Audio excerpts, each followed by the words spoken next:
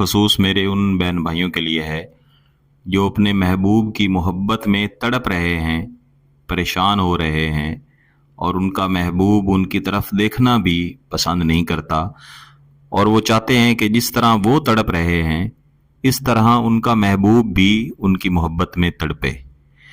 तो इस तावीज़ को आपने महबूब के पूरे जिस्म को, उसके पूरे वजूद को तड़पाने के लिए इस्तेमाल करना है।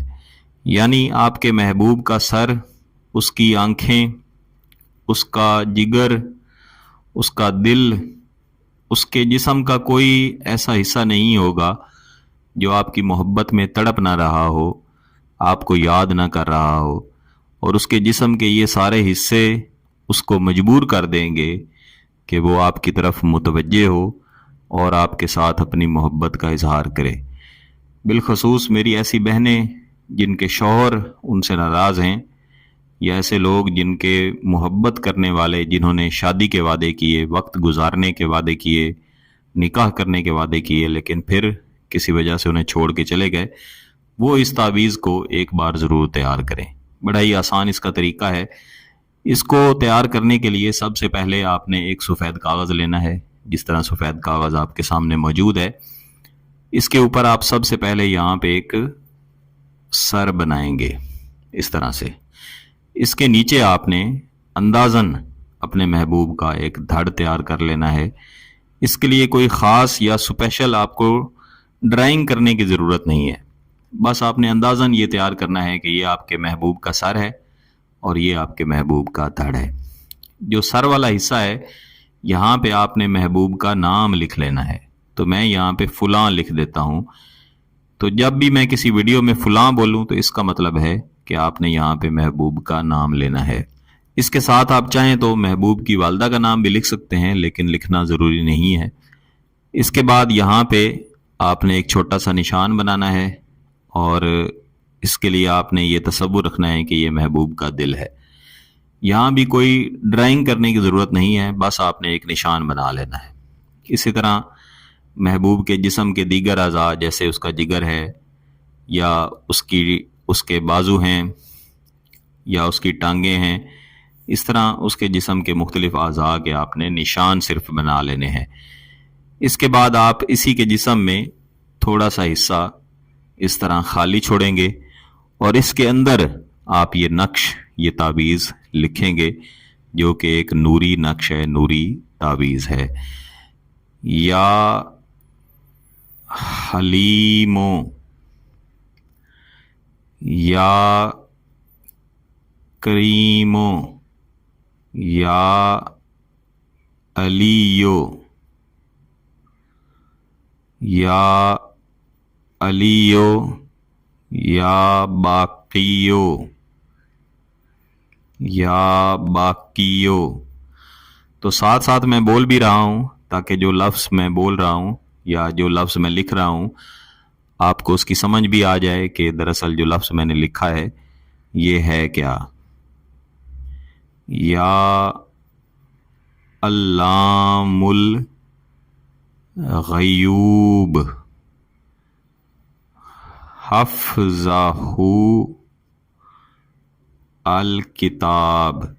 यहाँ तक लिखने के बाद ये जो नीचे वाली लकीर है, इसके नीचे या ऊपर या इस जगह पे जहाँ भी आपके लिए आसानी हो, जहाँ भी जगह बचे, यहाँ पे आप आदाद लिखेंगे।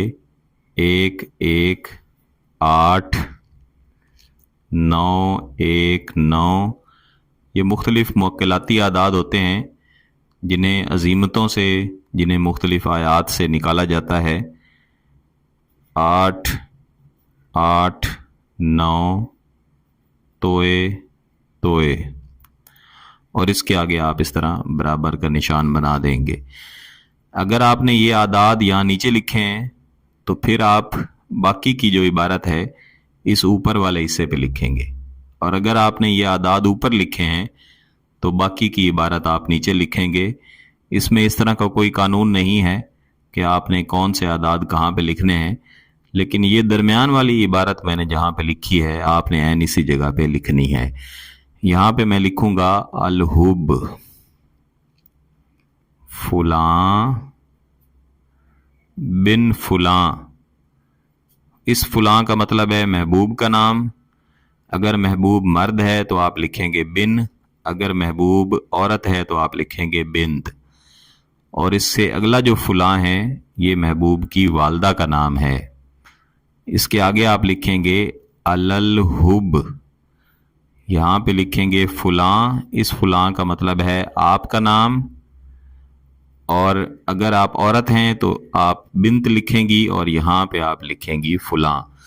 اب یہ اس جسم سے تھوڑا باہر بھی نکل گیا ہے تو کوئی مسئلہ نہیں، لیکن یہ جو اوپر والا حصہ ہے اسے جسم کے اندر رہنا چاہیے، اور اس کو لکھتے ہوئے تمام وقت میں محبوب کا ایسے ہی تصور رکھنا ہے کہ محبوب بذات خود آپ کے سامنے موجود ہے، اور آپ یہ ساری عبارت اس کے جسم کے اوپر لکھ رہے ہیں، اور اس کا پورا جسم آپ کی محبت میں تڑپ رہا ہے، اور محبوب خود چاہتا ہے کہ آپ کے ساتھ رابطہ بھی کرے اور آپ کے ساتھ محبت کا اظہار بھی کرے۔ ایک بات یاد رکھیے گا کہ اس تعویذ کا توڑ نہیں ہے، یعنی جب ایک دفعہ آپ نے یہ تیار کر لیا، اب اگر کوئی شخص اس کا توڑ بھی کرنا چاہے گا تو اس کا توڑ نہیں ہو سکے گا۔ تو سوچ سمجھ کے صرف اس شخص کے لیے آپ یہ تعویذ استعمال کیجیے گا جس کے ساتھ آپ نکاح کرنا چاہتے ہیں، شادی کرنا چاہتے ہیں۔ ایسا نہ ہو کہ آپ تعویذ لکھ کے اس شخص کو اپنی محبت میں پریشان تو کر لیں، لیکن بعد ازاں آپ اس کے ساتھ شادی نہ کریں اور وہ شخص آپ کی محبت میں پریشان پھرتا رہے۔ اس تعویذ کو استعمال کرنے کے لیے آپ نے اس کو لپیٹ لینا ہے، اور لپیٹنے کے بعد آپ نے اس کو کسی بھی ایسی جگہ پہ لٹکانا ہے جہاں پہ اس کو ہوا لگتی رہے۔